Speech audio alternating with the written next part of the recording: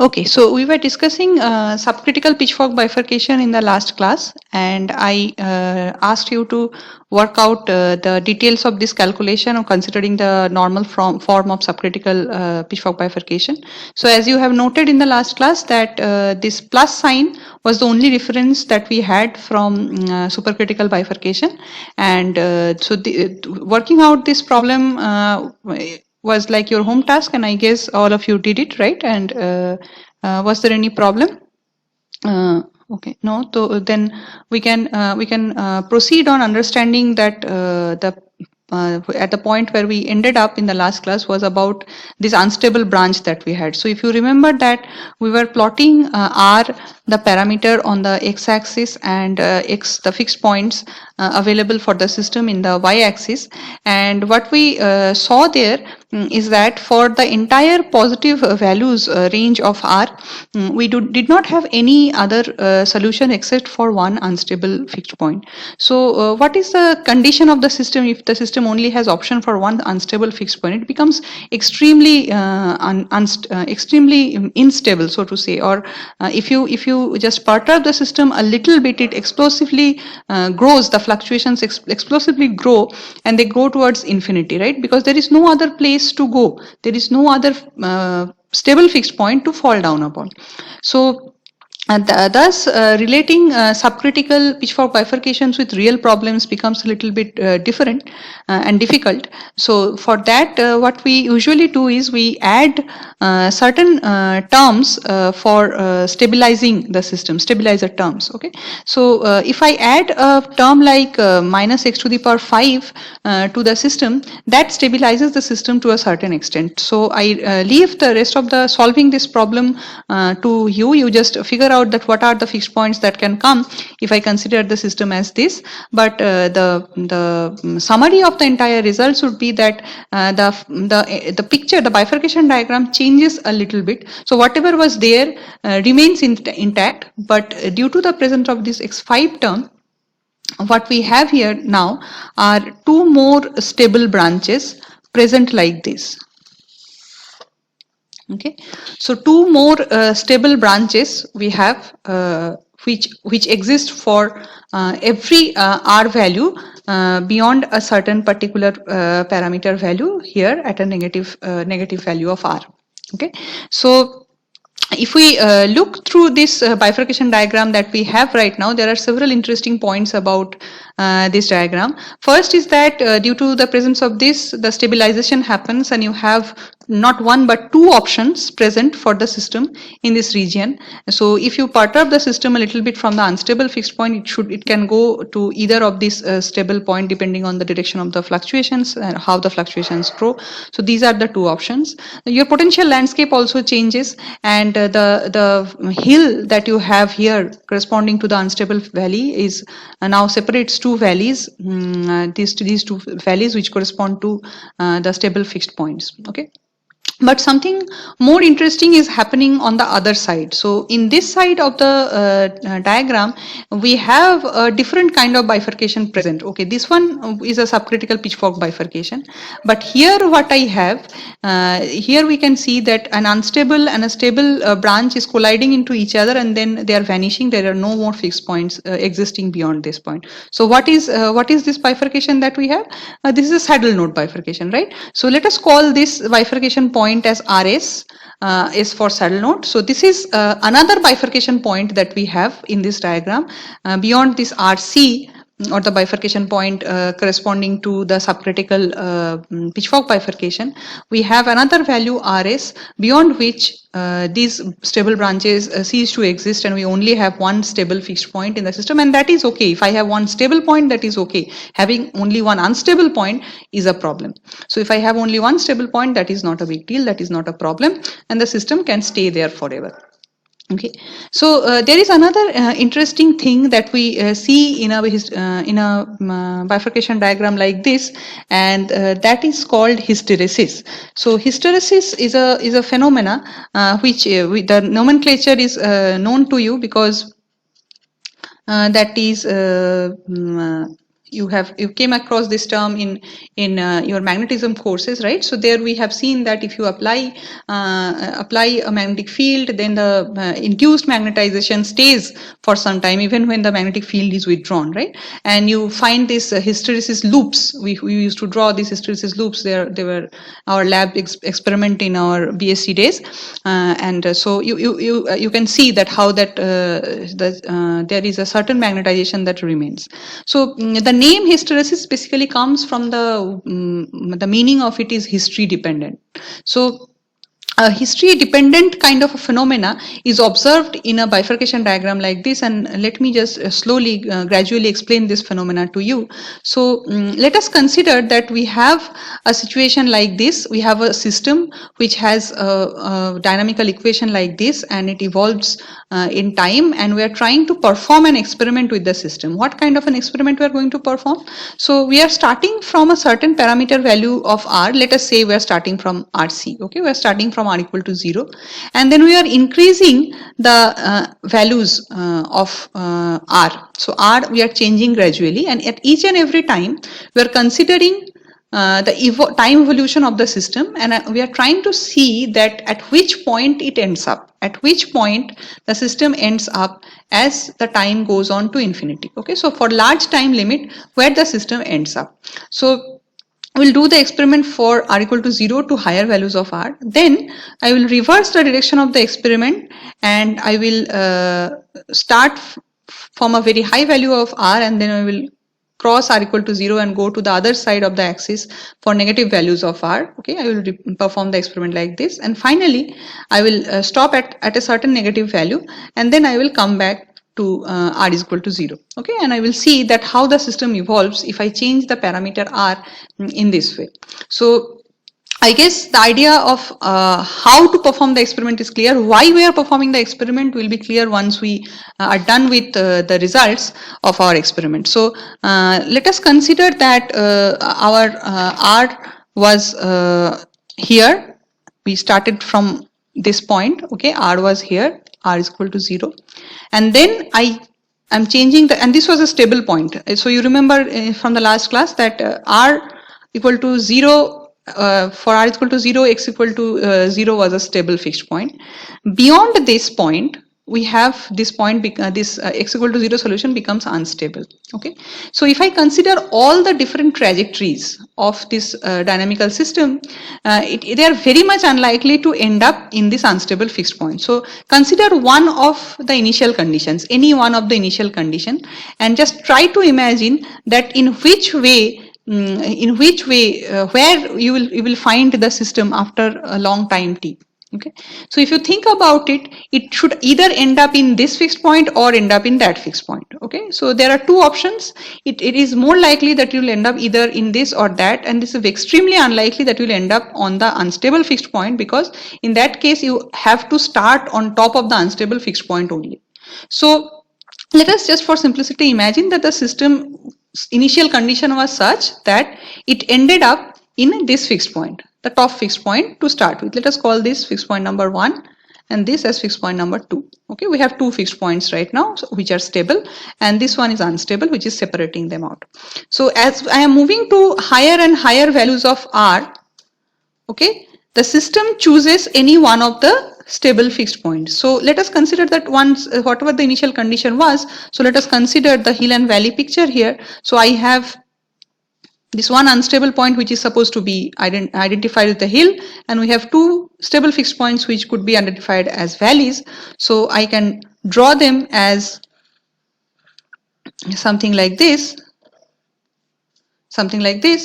where I have one hill which corresponds to this and two valleys corresponding to that. So this is my potential diagram. This is for understanding the system easily, right?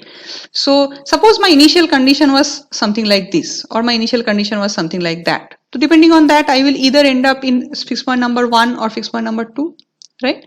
So let us consider that my initial condition was such that I ended up in fixed point number 1.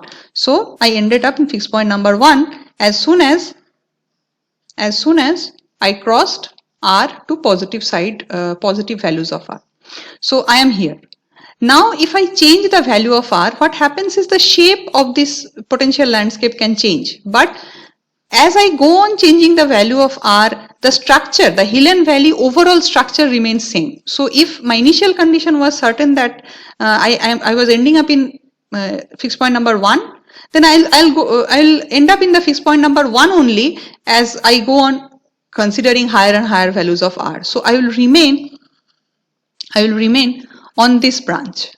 Okay, I'll remain on this branch, though the structure of the hill and valley picture can change a little bit, but the overall qualitative nature remains the same because I have two valleys separated by a hill. Okay, so that remains. And if you start from 1, then you will end up at 1. Okay, so I performed the forward experiment. This part is done. I have performed the forward experiment. Let us start the reverse experiment now. So for reverse experiment, we start from a certain higher value of R, and I start reducing that cross 0 and go to the other side of the axis. So if I reverse the experiment, I remain on this branch, right? I remain on this branch. That means now my R is reducing, and that is okay. If R is reducing, I remain here. And though the shape is changing a little bit, I end up in this fixed point only. So I remain in this branch. I continue on this branch even when I cross R is equal to 0. So here one interesting fact to see would be as I crossed R equal to 0, one more fixed point emerged here. But that is not bothering me anymore because I have already chosen one branch and I am belonging to that branch only. Okay, so I have chosen one of the valleys and I am going inside that valley only. So R changes and I reach the value of RS. Once I reach the value of RS, the upper branch suddenly vanishes. There is no way that I can remain on this branch because this branch has suddenly vanished. So the only option is that I drop down to this only stable point that is existing right now. Okay, so the only stable point that exists beyond R is equal to RS is x equal to 0. That is the only fixed point that I have. So I drop down, the system drops down from this whatever the upper branch was to x equal to 0 solution, and it remains there. Okay, so this part is also done. I have completed the experiment. The system was on the upper branch until RS, and then it has to drop down because there was no other option for the system. Fine. So now we start with the last part of our experiment and we start increasing R again. So as I increase R, the system remains on this branch, is it? So the system remains on this branch because this is the solution, this is a valley to which it belongs now. Okay, it remains on this branch until it reaches x equal to 0, and then it can again choose between the other two valleys that are options for them. Okay, so in these circumstances, what we see in this region of parameters between RS to RC is called hysteresis. Here I see a phenomena where the system chooses one of the possible states, one of the possible stable fixed points depending on the direction of the experiment. Okay, so suppose I tell you one certain value of R which is negative and which belongs to this range, you cannot certainly say that where to find the system after a long time t. Okay, you cannot say that certainly depending only on initial condition and depending only on the value of the parameter. You have to know that which way my experiment is being performed. Am I changing R from higher to lower value, or I am changing R from lower to higher value? So both are equally probable depending on which way you are performing the experiment. So that means it is dependent on the direction of the experiment or dependent on the history of the experiment. Thus the name hysteresis. So from there the concept of hysteresis comes. So hysteresis is inherently associated mostly with saddle node bifurcation when it is a little bit complicated like this. So sometimes in a saddle node bifurcation, you see this phenomena that you have a S kind of a structure, S-like structure. So if you just see on top, the top portion of it, it looks like an S, isn't it? A solid line, then a dashed line, and then again a solid line. So just consider the upper part. Okay. So this is the saddle node bifurcation point, and within this region that I have here, you sometimes observe a phenomena called hysteresis, where the dynamics is dependent on which way your experiment is being performed. And it is not only dependent on the parameter value, that where you will find the system. Where you will find the system is actually depicted by which way you are performing the experiment. You are reducing the parameter or you are increasing the parameter.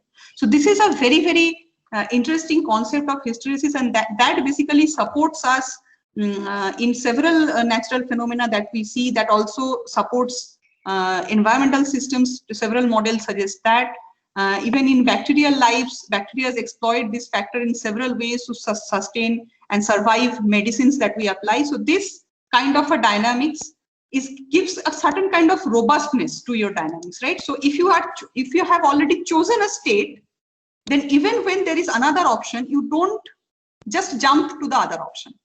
You have some devotion to the state that you have chosen once. So hysteresis basically depicts a region like that.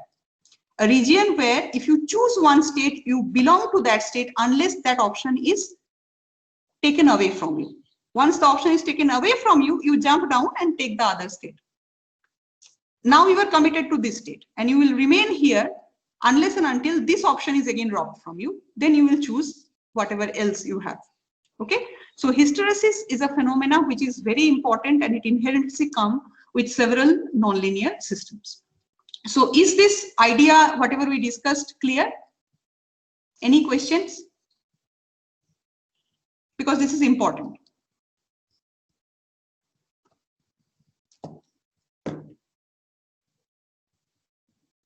Okay. So now if I ask you to draw the potential diagrams, not by just solving equation, but just by looking at the bifurcation diagram of this particular system, can we draw it?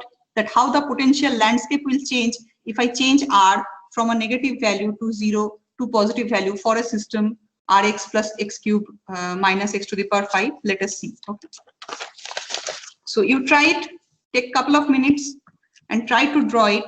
The system is same, Rx plus x cube minus x to the power 5. That is the system we are considering.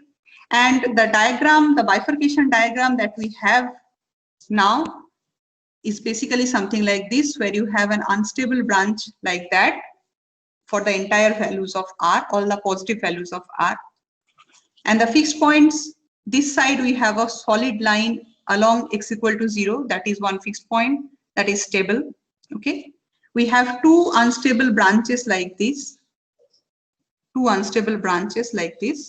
and again two stable fixed points like that.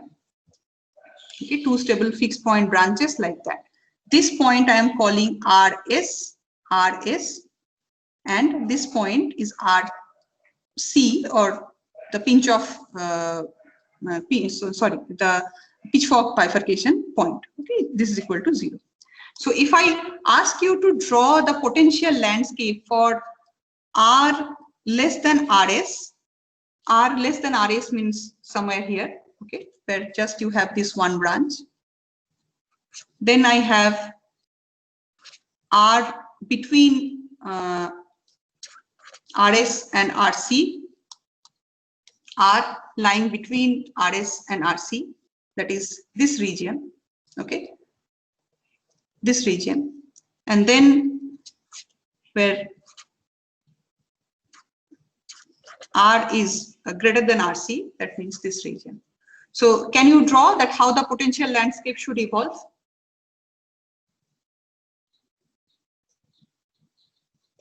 Can you think about it, that how the entire picture is changing?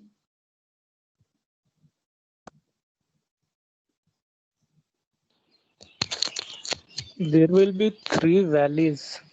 Three valleys, yeah, three valleys. Three valleys in which case? Case two? For first case and for the third case, because for the first case and the third case. Yeah, for the first and third case. So for the first and third case, how many solid lines do I have? So the first case is for R less than RS. That means this Only side. one. Yeah, Only one. So then how many values should I have? Only one. Only one. Only one. So for this portion, for case number 1, I should have a picture like this, right? This should be somewhat like this should be our potential, right? Because I have only one value. So now as I close down at this point, what should be the shape at R is equal to RS? At R is equal to RS, what kind of a shape do I expect? So this value will still dominate. The middle one will still dominate, but 2 other values are starting to emerge out. Okay. So just right before I have the bifurcation point, the picture will be something like this. So I have just reached RS. So that means these points are not that stable anymore. If you drop a ball here, it will still come down upon the old solution only.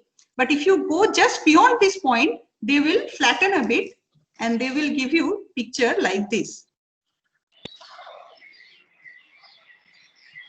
Okay, now they are stable. Now these 2 values are stable. So this is just beyond RS, somewhere here. Okay, somewhere here. If you are somewhere here, then we have 2 values emerging out both sides of the old one. This old one that I have here is x star equal to 0. Okay, and these are the 2 other branches that we have, other solutions, that those 2 solutions I have. Here they were not perfectly stable, but now they are.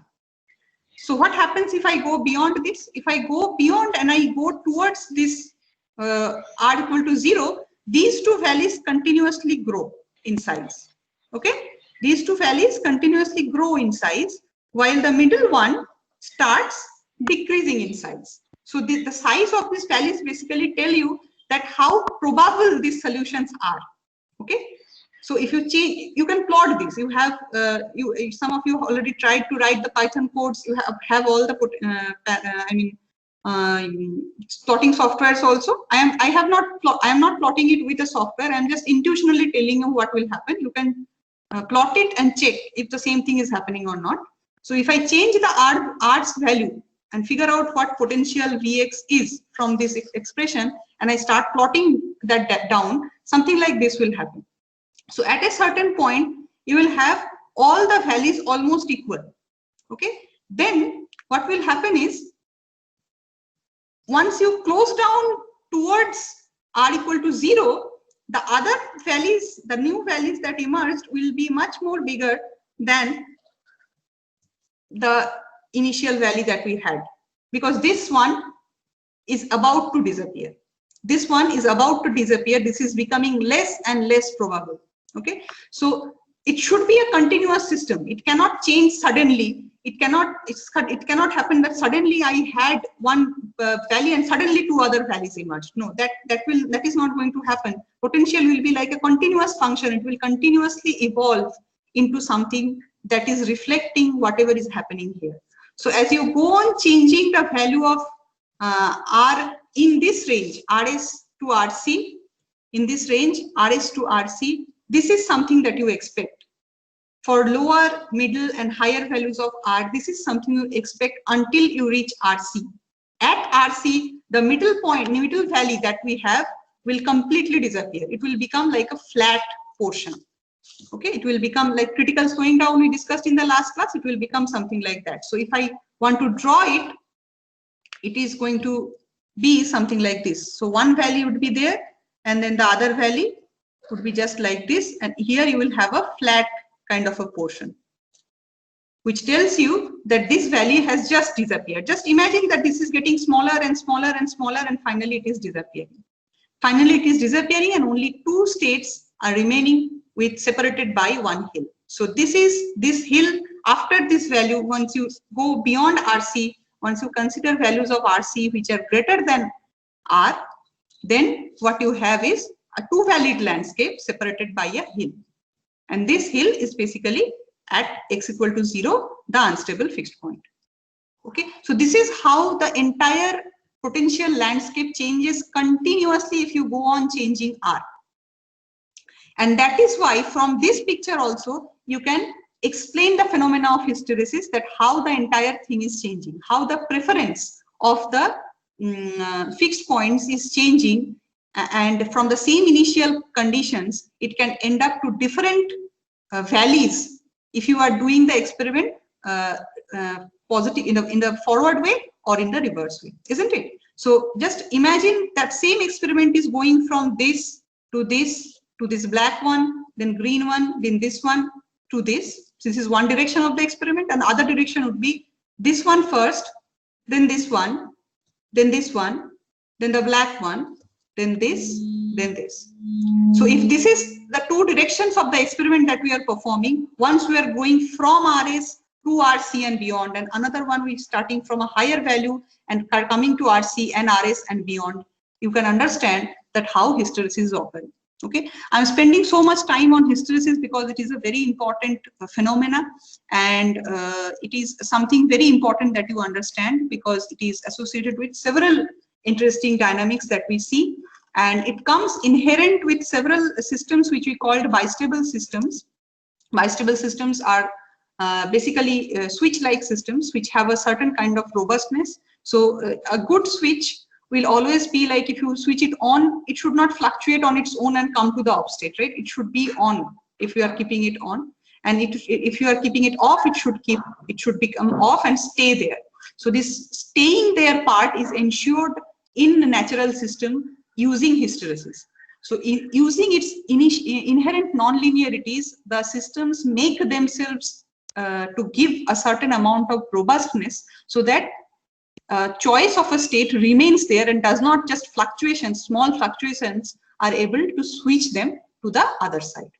Okay, so this is it. This is what I wanted to discuss about hysteresis and subcritical bifurcation. So this is kind of the normal form of subcritical bifurcations if you are considering natural systems, real systems, but the small one, Rx plus Rx cube, is the actual normal form that is capable of giving rise to subcritical pitchfork bifurcation. So we conclude our discussion on one-dimensional bifurcation in one-dimensional flows today. We have learned about saddle node, pitchfork, transcritical, and both the types of transcritical. We also learned some important concepts like critical slowing down and hysteresis. Okay, so I will stop here today, and I will ask you to go through the books that you have, study a little bit, try to solve some problems, address the same problem from different ways. Sometimes try to address it from a graphical perspective, sometimes try to solve it using mathematical methods that we have learned.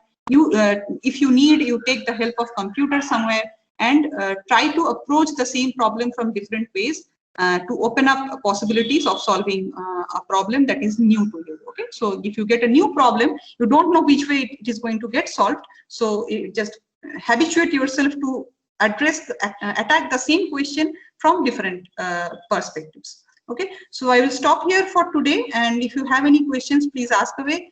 I want you guys to study a little bit through this week that we have, because in usual time of semesters we would have a mid-sem by this time. So we have also covered almost like not half, but almost half of the syllabus. So it is good that you go through whatever we have learned, try to absorb it, and we can have an overall discussion of whatever we have learned so far on Thursday before having an exam on Friday. Okay, so any doubts?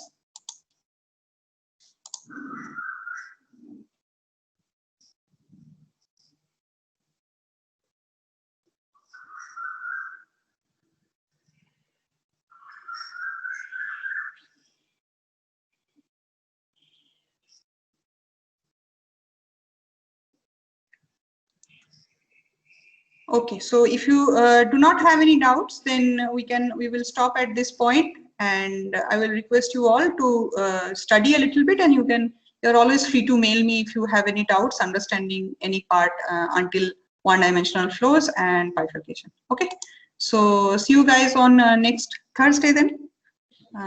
Bye. Thank you, ma'am.